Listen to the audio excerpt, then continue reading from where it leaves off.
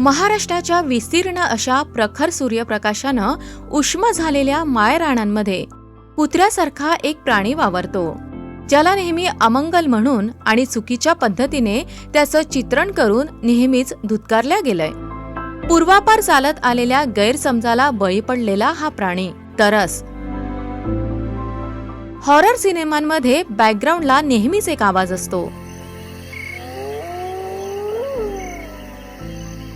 तोच भीतीदायक आणि धोक्याचा संकेत देणारा आवाज म्हणजे तरस प्राण्याचं हास्य होय. तरसांचं हास्य अंगावर काटा आणणारं जरी असलं तरी प्रत्यक्षात ती संवादाची एक जटिल भाषा आहे.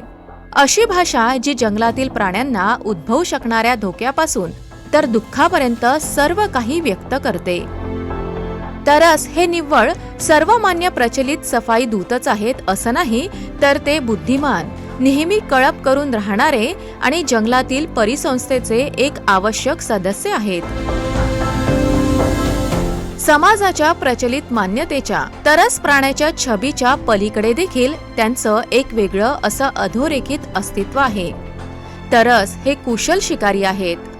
ढोबळमानानं तरस यांच्या यशस्वी शिकारीचा दर हा चक्क 74% आहे.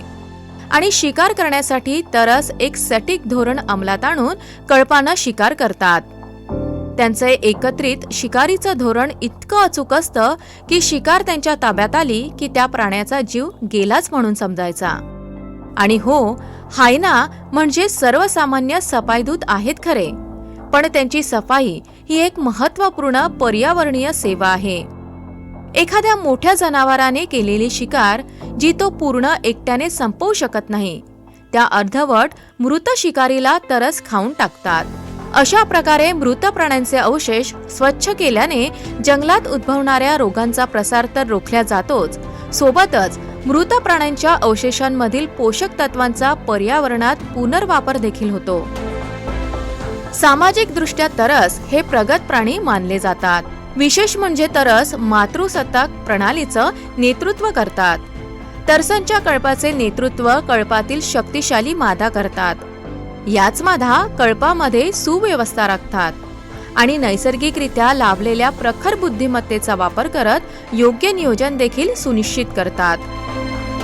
तरस नेहमी कळपामध्ये राहून कळपातील शावकांची खास काळजी घेतात. त्यांना प्रत्येक हल्ल्यापासून सगळे मिळून वाचवतात. यामध्ये त्यांच्या समुदायात असलेला एकोपा आपणा सर्वांनी लक्षात घेण्यासारखा आहे. त्यांच्या याच पालन पोषणामुळे भविष्यातील त्यांच्या पिढ्यांचं अस्तित्व सुनिश्चित होत असतं. आणि म्हणूनच पुढच्या वेळी जेव्हा केव्हा तुमच्या कानावर तरस प्राण्याचे विचित्र हास्य पडेल किंवा ते जंगलात एखादी शिकार खाताना दिसेल, तेव्हा लक्षात ठेवा, तरस हे त्यांच्या प्रचलित छबीपेक्षा जास्त प्रतिष्ठित आहेत. ते लवचिक, चपळ आणि बुद्धिमान तर आहेच, सोबतच जंगलातील परिसंस्थेचा एक महत्त्वपूर्ण घटक आहेत. जंगलातील प्राणीमात्रांना निरोगी ठेवण्यामागे सुद्धा त्यांचं अतुलनीय असं योगदान आहे.